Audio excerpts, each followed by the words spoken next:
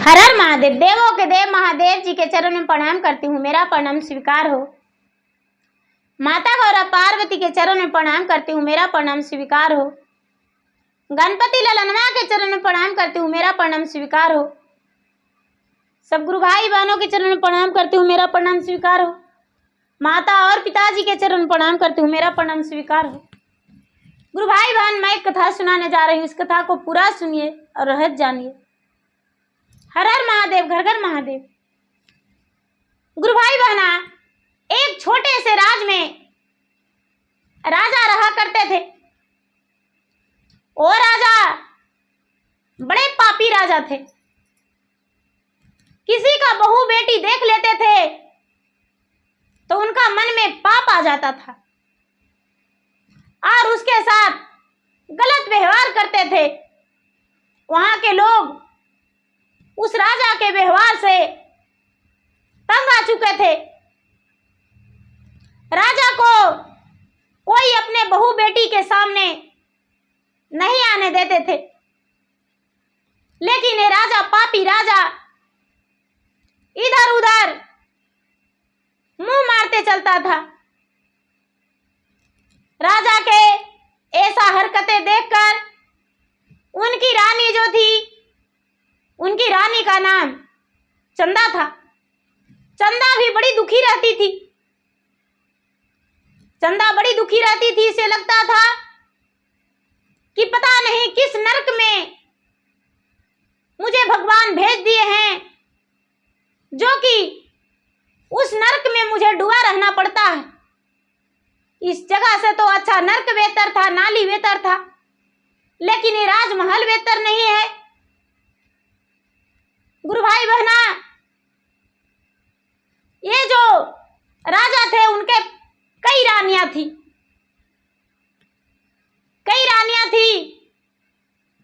और कितने के साथ गलत व्यवहार किए थे इसका कोई पता नहीं। लेकिन ये जो रानी थी, पहली रानी, राज रानी थी। गुरु भाई बहना, समय बीतता गया। ये जो रानी थी, राजा थे, निसंतान थे, लेकिन राजा का कोई दुख नहीं था कि मुझे संतान नहीं है। इन्हें यही लगता था कि आज मेरे साथ कौन आएगी नया। प्रतिदिन राजा को एक दूसरे पत्नी का इंतजार रहता था। गुरु भाई बहना, उनका संतान न होने का कोई दुख नहीं था, लेकिन भगवान का सुझाव जो होता है, भगवान का जो करना रहता है वही करते हैं। रानी गर्भवती रह गई। चंदा जो थी, चंदा गर्भवती रह गई। और गर्भवती रह गई तो अपने पति से बताई कि हे पतिदेव जी, मैं गर्भवती हूं। उसका पति का गर्भवती सुनने पर भी कोई खुशी नहीं मिला। वो खुश नहीं हुए। अपने पति का कोई ऐसा हौसला नहीं दिए। गुरु भाई बहना अपने चंदा से बहुत कम प्यार करते थे, लेकिन धीरे धीरे 9वां महीना के बाद चंदा का एक सुंदर कन्या जन्म ली। चंदा का औद्र से एक सुंदर कन्या जन्म ली। और जब कन्या जन्म ली तो इतना सुंदर कि अपनी मां की तरह वो कन्या जन्म ली। जब मां की तरह कन्या जन्म ली तो ये जो राजा थे, राजा अपने कन्या को देखने से मना कर दिए। अपने पत्नी को बोले कि मैं अपना कन्या को मुख नहीं देखना चाहते हैं, मेरा नजरों से दूर कर दो। यदि पुत्र होता तो मेरा काज संभालता, और वो तो कन्या है, वो मेरा मदद क्या कर सकती है। गुरु भाई बहना, ये राजा का हरकतें छूटा नहीं। धीरे धीरे समय बीतता चला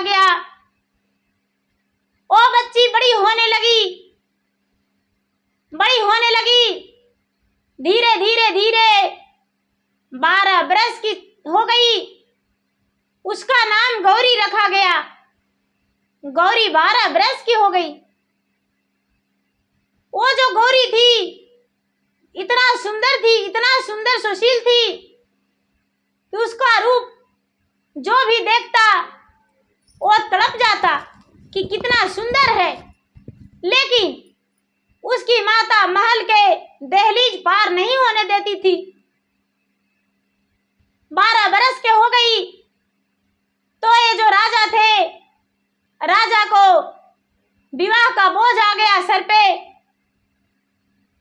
तो राजा साहब अपने कन्या का मुंह नहीं देखते हुए भी अपने कन्या का विवाह एक सुंदर वर ढूंढकर गौरी का विवाह कर दिए।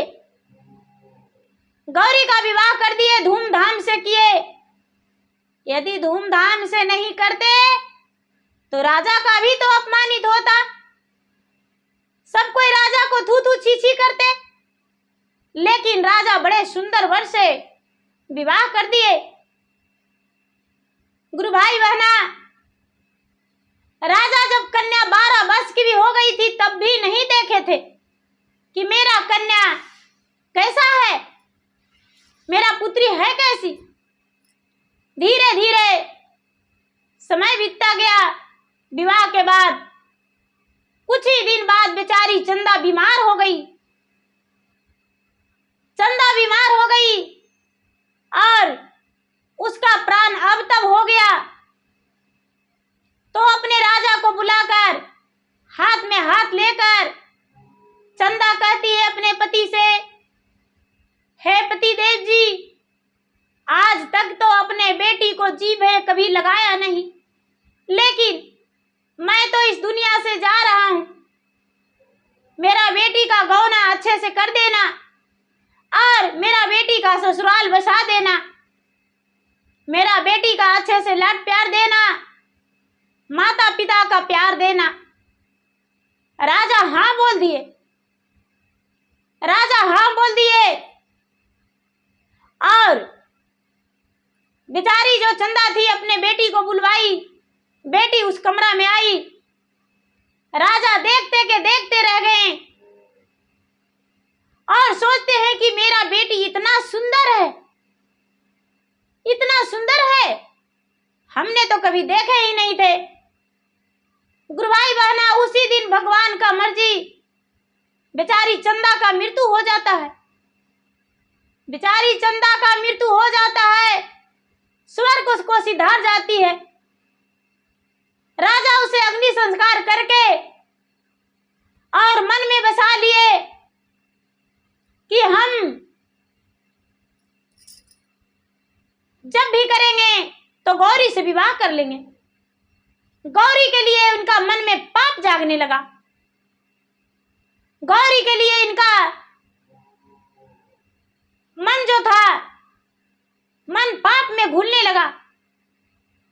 गुरु भाई बहना, अपने पत्नी को अग्नि संस्कार करके और क्या किए कि वो चले गए नदी के आरार पे। 4 महात्मा रहते थे। महात्मा के पास जाकर ये राजा बैठ गए और बैठकर महात्मा से कहने लगे कि हे महात्मा जी, आपसे हम कोई बात पूछने आए हैं, क्या आप मेरा बात का जवाब दे सकते हैं? महात्मा जी बोले, हाँ हाँ राजन, क्यों नहीं। बोले कि मैंने अपना एक आम का वृक्ष लगाया हूं और आम का वृक्ष लगाकर गुरु भाई बहना ये महात्मा जी के पास गए थे। राजा तो अकेले नहीं, एक अपने वफादार नौकर के साथ गए थे। नौकर जो था बड़ा ईमानदार था, रानी को अपने बहन के समान ये मानता था। हे राजा, हे महात्मा जी, मैं एक आम का वृक्ष लगाया हूं। आम तो पहले छोटा था, उसके बाद वो आम का वृक्ष जो है उसमें फल दे दिया है, क्या हम उस आम को खा नहीं सकते? महात्मा बोले, हे राजन, भला इसमें पूछने की बात है? इसमें पूछने की क्या जरूरत? जो पौधा लगाते हैं वो फल खाते हैं, आप ऐसे कैसे सोच लिए? महात्मा जी से बोले, ए राजा, हे महात्मा जी, मेरे सर का बोझ आपने हटा दिया। मैंने ऐसा बात सुनकर आपका बहुत बहुत धन्यवाद करता हूँ। ये जो राजा थे, राजा अपना राजमहल आए और राजमहल आकर और एक चिट्ठी लिखे और चिट्ठी लिखकर वही वफादार जो नौकर था उसे हाथ में दे दिए और बोले कि मेरा गौरी का ससुराल इस चिट्ठी को दे आओ। गुरु भाई बहना, वो नौकर हाथ में चिट्ठी लिया और गौरी के ससुराल को चल दिया। गौरी को ससुराल को चल दिया, उसी जगह पे पहुंच गया। गौरी का ससुराल जो थे, बड़े ऊंचे घराना में विवाह हुआ था। उनका पति बहुत चालाक और तेज थे, बहुत सुंदर और सुशील थे। उनका ससुर राज दरबार लगाते थे। उसी राज दरबार के बीच चिट्ठी लेकर और ये बेचारा नौकर चला गया। राजा को हाथ में चिट्ठी थमा दिया। राजा साहब बड़े दरबार में चिट्ठी खोलकर पढ़ने लगे तो चिट्ठी में देखते हैं कि लिखा हुआ है, ये बेचारा नौकर को तो नहीं पता था। चिट्ठी में लिखा हुआ है कि हे राजा साहब, मैं क्या करूं? मेरा पत्नी और बेटी दोनों इस दुनिया से चल बसी। मेरे घर गौना के लिए आप मत आइएगा। आपसे और मुझसे कोई रिश्ता संबंध नहीं रहा। मेरा बेटी को भूलकर, गौरी को भूलकर अपना बेटे का विवाह किसी और अन्य लड़का से कर दीजिएगा। गुरु भाई बहना, राजा का बात पूरे राज दरबार में सुन लिए। उनका पत्नी, उनका बेटा सब वहां पे थे। उनका बेटा ये बात सुनकर सहन नहीं कर पाए, बेहोश गिर गए। बेहोश गिर के अपना पत्नी का यादें कर रहे हैं। थोड़ी सी मैंने तो चेहरा देखा था, उनका झलक तो कभी याद भूल ही नहीं सकते। उतना सुंदर मुझे क्यों भगवान बनाया था? उसे छीनना ही था तो मुझसे विवाह क्यों करवाया? जब इतना बात नौकर सुना तो ये तो दंग रह गया। वहां राजा आम वाली बात बोले, यहाँ मरने का संदेशा भेजे हैं। आखिर कोई ना कोई तो कारण इसमें जरूर लगा हुआ है। अब मन में सोचकर जो राज दरबार में इन्हें भोजन मिला था, वो बेचारा नौकर भोजन नहीं किए और वहां से तेजी से चल दिए। और दौड़े दौड़े आकर अपने घर आए और अपने उनका भाई भी थे, उन्हीं के घर में नौकरी करते थे राजा के राजमहल में। बोले कि हे भाई, क्या राजमहल तू आज गया था? बोले कि हाँ, हमने तो राजमहल गया था, लेकिन राजमहल में किसी का 2 दिन कोई काम नहीं। राजा साहब सब दाई दासी नौकर चाकर को छुट्टी दे दिए हैं। बोले कि ठीक है। अब उसका भाई सो गए। इनका मन में लगने लगा कि रानी बेचारी चंदा थी और सचमुच में चंदा थी। उसका तो सूरत मुझे दिल से उतरता नहीं। मैंने तो बहन माना था, मैं करूं तो क्या करूं? कैसे इसे बताऊं कि राजा तुम्हारे ससुराल ऐसा संदेशा भेजे हैं। गुरु भाई बहना, इसको नींद नहीं आ रहा था। रात्रि हुआ तो राजमहल के द्वार पे आकर दरवाजा खटखटाया। दरबान बोला, कौन हो? गेट खोला तो देखते हैं कि राजा का प्रिय नौकर है। बोले, अरे तुम्हें पता नहीं, आज सब नौकर दासी छुट्टी में है, तू राजमहल क्यों आया? बोले, मुझे पता नहीं, लेकिन क्या कहूं, राजा साहब अपने बेटी का ससुराल, गौरी का ससुराल भेजे थे। गौरी का ससुराल वालों ने कुछ संदेशा बोले हैं कि राजा साहब को बता देना, राजा साहब से मिलना है। दरबान गेट छोड़ दिया। ए नौकर, अंदर आकर और चंदा के तस्वीर के पास आकर अपना मस्तक नवाते हैं और मस्तक नवाकर कहते हैं कि हे बहन, जब तू डोली में आई थी दुल्हन बनके, तब मेरे पिता ने कांधे लगाकर लाए थे बेगार बनके, और मैं छोटा था तब तुम्हें दीदी बोला करता था और तू अपना भाई मानती थी। आज इस भाई को तू भूल गई, तू छोड़कर चली गई। तेरा गौरी बिल्कुल अकेली हो गई है। मैं अपने समस्या का समाधान कैसे करूं? मेरा अपना सीने पे बोझ पड़ा हुआ है, उस बोझ को मैं कैसे हल्का करूं? गुरु भाई बहना, इतना कह के अपने चंदा बहन से माफी मांगा और माफी मांगकर गौरी के कमरे में के पास जाकर और खड़ा हो गया। गौरी जो थी, रात्रि का समय था, गहरी नींद में सो गई थी। एक डलवे में फूल रखा हुआ था, खिड़की से गौरी पे फूल फेंक दिया नौकर।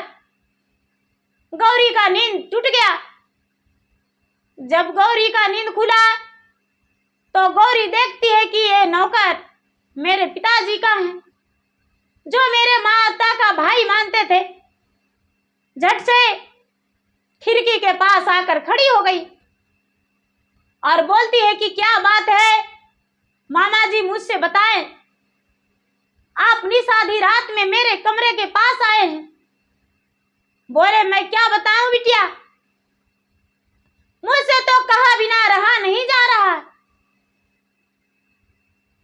एक दिन पहले जब तुम्हारा माता का चार दिन पहले मृत्यु हुआ तो अग्नि संस्कार करके दूसरा दिन तुम्हारे पिता महात्मा जी के पास गए और कहते हैं कि हे महात्मा जी, जो वृक्ष को लगाए क्या फल नहीं खा सकते हैं?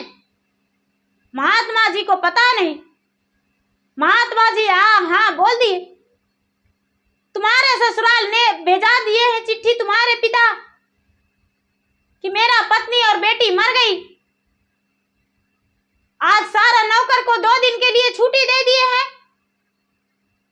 आखिर क्या कारण हो सकता है? बेचारी गौरी इस बात को सोचने लगी। उस समय राजा सो गए थे गहरी नींद में। इस बात को सोचने लगी और सोचकर कहती है कि हे मामा जी, माँ तो एक बार में निकलता आवाज लेकिन छोड़ के चली गई, लेकिन माँ आज आप मेरे 2 माँ हैं, मेरे माँ का भाई और मेरा माँ, मुझे मदद करना होगा। बोले कि मैं क्या करूं? बोले कि कुछ मुझे उपाय बताना होगा। मैं अपने ससुराल जाकर और अपने पति से सारी बात बताकर अपने ससुराल रह लेंगे। गुरु भाई बहना, ए बेचारी क्या करती है कि सारा गहना आभूषण, अपना कपड़ा सब भर लेती है एक थैली में करके और फटी साड़ियां कपड़ा पहन के और एक चादर ओढ़ लेती है, ओढ़ के और अपना काख में चाट लेती है झोला और घूंघट करके और निकल देती है। आगे आगे ये नौकर और पीछे से राजकुमारी। दरबान देखे तो बोले कि राजा से बात हो गया, और ये कौन है? दरबान को बोले तुम्हें पता नहीं, हम अकेले नहीं गए थे, रात्रि में नींद में हो गया था। दरबान बोला था ठीक है जाओ। उसे पता नहीं चला कि बेचारी गौरी इस राजमहल की बेटी है। दोनों निकल गए। गुरु भाई बहना, बेचारा नौकर उसका ससुराल का रास्ता बता दिया, उसका ससुराल का रास्ता बता दिया, कुछ दूर तक उसे छोड़ दिया। अब ये राजा थे, राजा का नींद खुला। राजा का जब नींद खुला तो गौरी का कमरा में जाता है। पापी राजा अपने पुत्री के कमरा में जाता है शादी का जोड़ा लेकर, और जाकर अपने पुत्री को आवाज देने लगता है शादी का जोड़ा और गहना आभूषण लेकर कि मैं उससे विवाह कर लूंगा और अपना पत्नी बनाकर रखूंगा।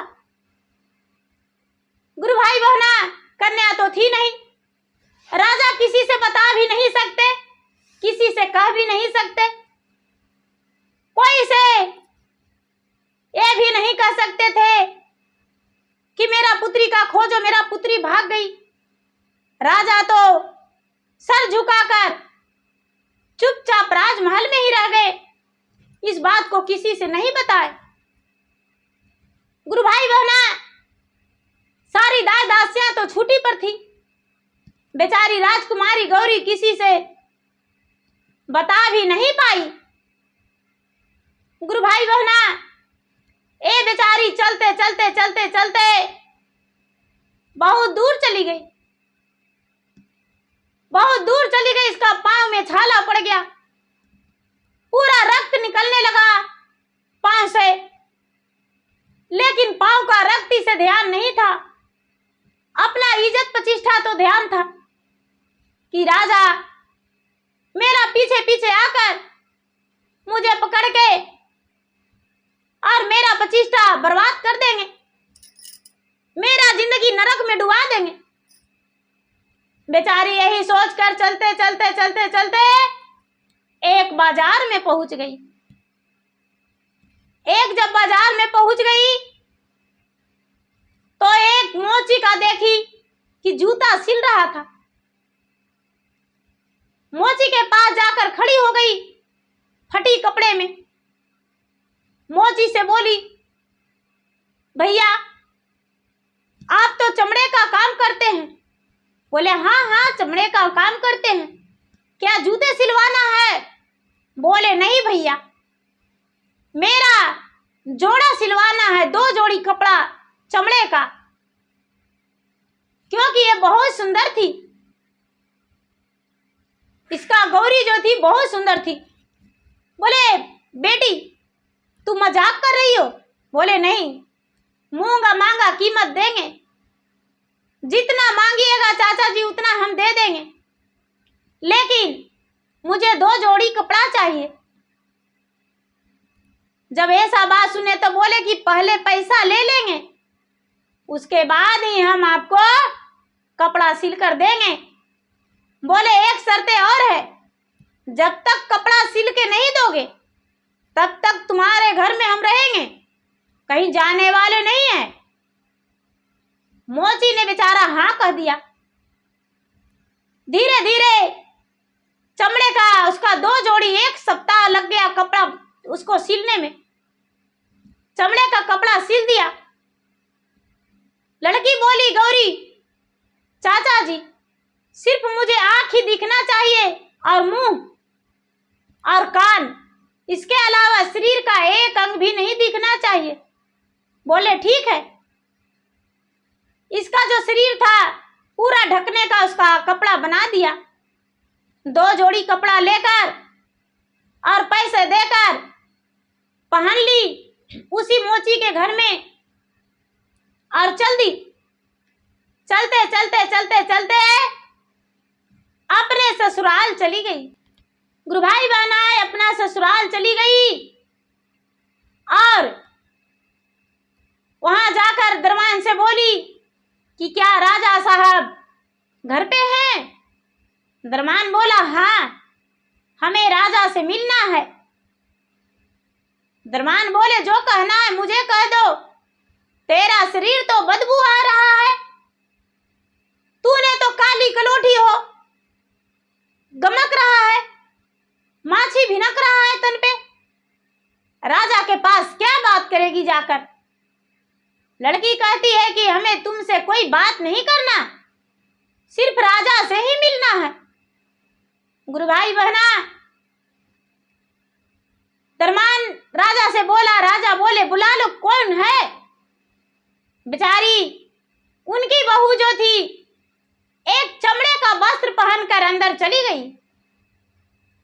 राजा देखे बोले दूर रहना, मेरे पास मत आना, तुम्हारा सूरत तो अजीब लग रहा है, काली कलूटी हो, तेरा तो लगता है कि चांद का बनाया हुआ शरीर है। लड़की कहती है कि हे राजा साहब, हमने आपके घर काम मांगने आए हैं। बोले अरे तुम्हें काम कौन देगा, तेरा शरीर से तो बदबू आता है, तुम्हें देगा कौन काम? बोले हे राजा साहब, बड़ी उम्मीद के साथ हमने आपके राजमहल में आए हैं, यदि आप काम नहीं देंगे तो मुझ जैसा गरीब को कौन काम देगा? राजा बोले ठीक है काम देंगे, कोई बात नहीं, मेरा गाय गौशाला में सानी पानी लगा देना, गाय का भोजन करा देना, उसी का गोबर फेंकना और बाहर ही रहना।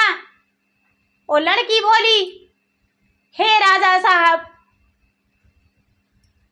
मुझे 2 शर्तें हैं, क्या आप मंजूर करेंगे? राजा बोले बोलो। हे राजा साहब, आपके घर बिना तनख्वाह के हम नौकरी करेंगे, लेकिन मेरा कोई गलती हो तो मुझे नौकरी से मत निकालिएगा, मुझे पे कोड़े बरसा दीजिएगा, एक गलती पर जितना कोड़े आप मार लीजिएगा हम सह लेंगे, लेकिन मेरा गलती पे मेरा नौकरी मत छुड़ाइएगा।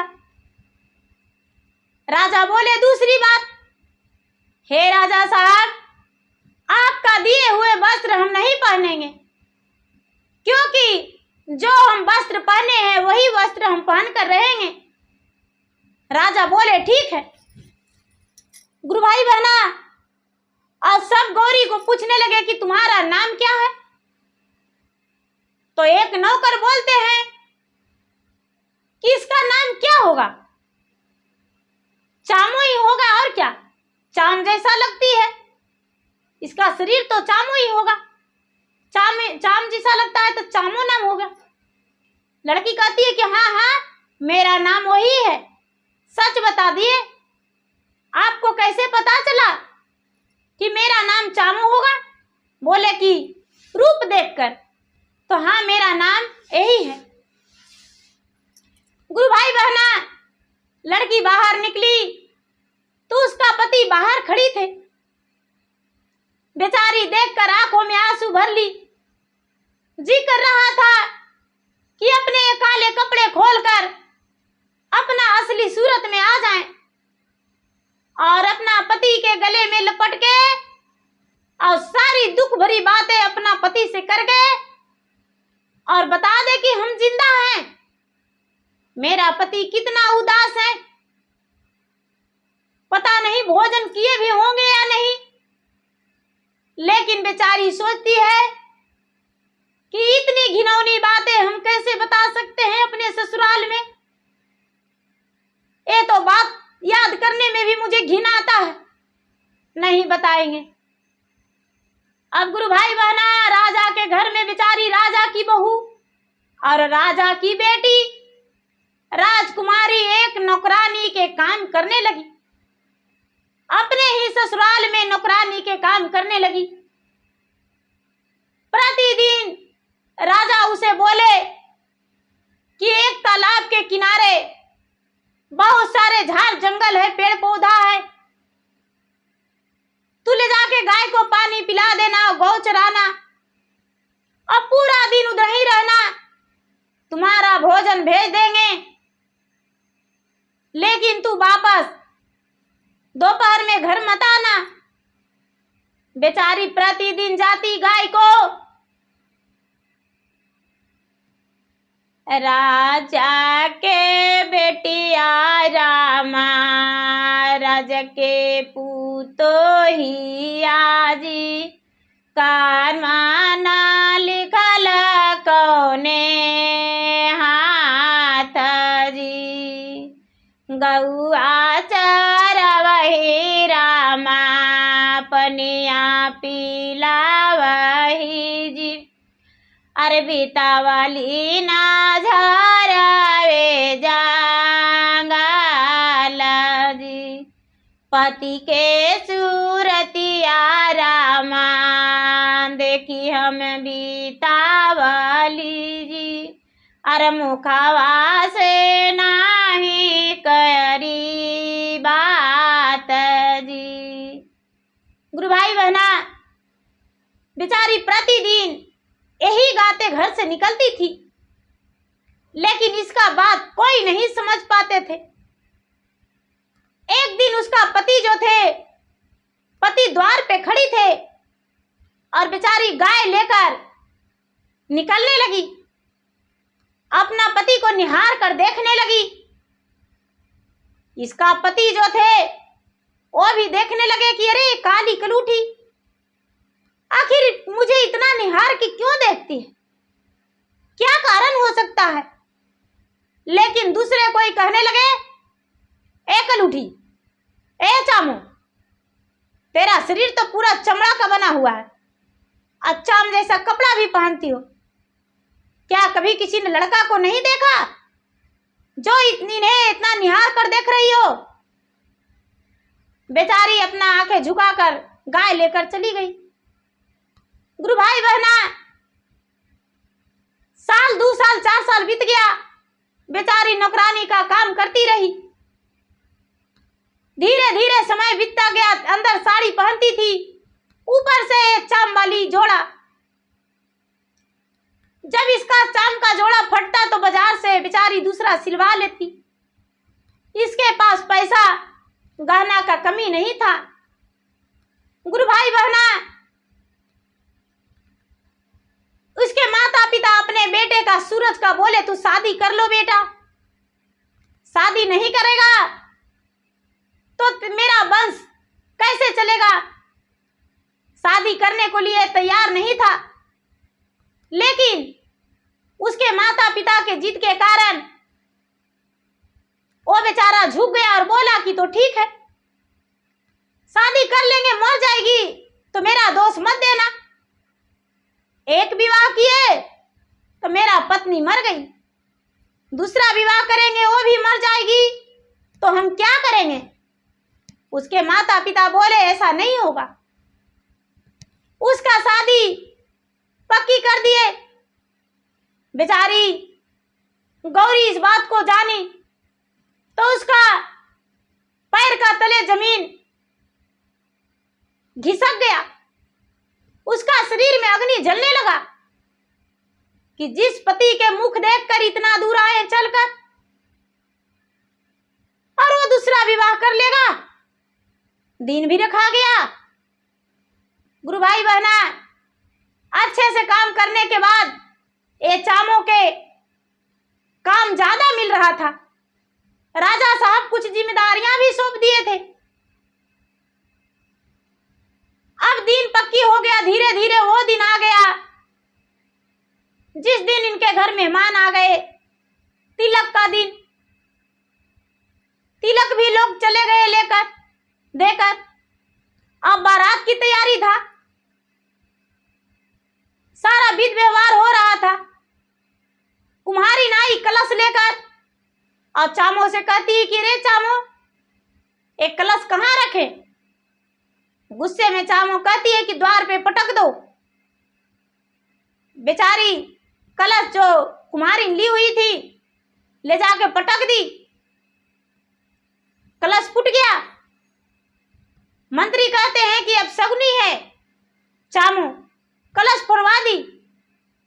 राजा से जाकर बोले, राजा तो शर्त से हारे थे। मंत्री ने 10 कोड़े इनके शरीर पर दे दिए। गुरु भाई बहना दूसरा कलश आ गया।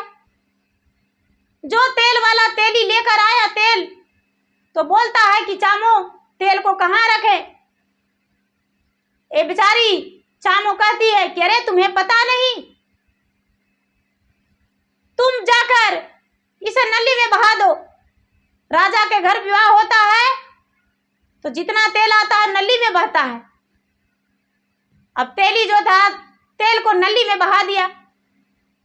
मंत्री फिर देखकर राजा से बोले, राजा फिर कोड़े बरसाने का आदेश दे दिए। फिर कोड़े इनका तन पे बरस गया, फिर कोड़े तन पे बरस गया। गुरु भाई बहना बेचारी क्या करती, कोई काम में भी बाधा डाल दी, लेकिन फिर भी बारात सज गया। जब बारात सज गया तो ये कहती है चामो कि हे राजा साहब, बारात में हम भी चलेंगे, हम विवाह नहीं देखे हैं। आपका जो दौरा है वो ले जाएगा कौन? मंडप तक कौन पहुंचाएगा? राजा साहब बोले, ठीक है चलो। गुरु भाई बहना, ये जो बेचारी गौरी थी, राजा की बहू, एक नौकरानी बनके और अपने पति के ससुराल जाने को लिए बारात में तैयार हो गई। सारा लोग जलमासा में बैठे। अब ये अपना वस्त्र उतार दी, चाम का कपड़ा, और जो साड़ी पहनी हुई थी वो साड़ी पहन के अंदर चली गई। अंदर चली गई और अपना झोले में सरिया ली चाम का कपड़ा, हाथ में झोला ले ली। लड़की देखती है कि ये तो सांवली रंग की लड़की है। उसके नहाने के लिए, हल्दी लगाने के लिए उनका लोग सब तैयार कर रहे थे, स्नान कराने के लिए। जाकर कहती है कि अरे हम दौरा लेकर आए हैं, कहाँ रखें? आंगन में लोग दौरा रखवा दिए। बेचारी अपना झोला हाथ में ले लेती, कहती है कि अरे बहन जी यही दुल्हन है। तो हाँ यही दुल्हन है। बोले बहुत सांवली है, राजकुमार देखेंगे तो इसे स्वीकार नहीं करेंगे। देखिए बहन जी,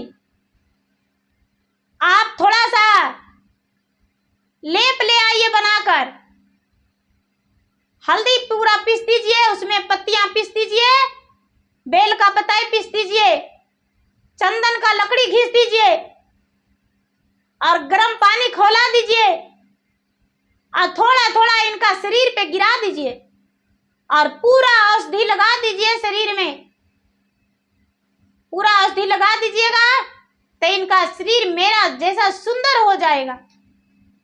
गुरु भाई बहना, जो लोग नहा रहे थे वो सोचते हैं कि राजा से तो मुझे इनाम मिलेगा, हम इसे ऐसा ही कर देंगे। जल्दी से औषधि बनाए, लेप बनाकर और तैयार किए और गर्म पानी करके इसे नहलाए। बेचारी लड़की का तो शरीर जल गया, पूरा फोड़े हो गया, लेप लगा दी उसे दासियां। गुरु भाई बहना, अब ये क्या करती? शादी भी हो गया राजकुमार के साथ, सूरज के साथ शादी हो गया। गौरी सोचती है कि क्या करूं, सौतन का तो मुंह देखा नहीं जाता। बेचारी क्या करती, गाय ले जाती, लौट कर आया बारात, गाय ले जाती और तालाब के किनारे बैठ के खूब गाती और पत्तियां चिबा के रहती, भोजन नहीं करने लगी, जो फल मिलता वही खा के रह जाती, राजमहल आने का कोशिश नहीं करने लगी। गुरु भाई बहना, 4 दिन बीतते बीतते जो राजकुमारी से राजकुमार का विवाह हुआ था वो मर गई, क्योंकि सारा शरीर उसका जल चुका था। तो अपना जख्म के कारण वो मर गई। और राजकुमार अपने माता से बोला, हे माता, हे पिताजी, अब विवाह का याद मत कीजिएगा। आप तो कहें अब हमने विवाह किया, लेकिन हुआ क्या, मेरा पत्नी तो मर गई। राजा बोले तो क्या करूं, अबे दुखी क्या करता। जहां ये बेचारी गौरी जाती थी चामो कपड़ा ले गाय लेकर, उसी जगह पे ब्रिज के नीचे प्रतिदिन जाकर ये रोता था, अपना पत्नी के याद में, पहली पत्नी के याद में रोता था। तू कितना सुंदर थी, मुझे छोड़कर चली गई। गुरु भाई बहना, ये भी गाती थी। अब ये गाती थी तो एक दिन गुस्से में राजकुमार सोचा कि क्यों ना हम चामों को मना कर दूं कि इस तालाब पे गाय को मत लेकर आना, पूरा रात पूरा दिन इधर ही बिता देते हो, यदि आएगी तो मुझे अच्छा नहीं लगेगा, हम पूरा रात से निकलवा देंगे। लेकिन जब राजकुमार खड़ा हुआ तो देखता है कि उस समय चामो स्नान करके कपड़ा पहन रही थी, एक हाथ में पहन ली थी और एक हाथ का बाकी था, हाथ दिख गया।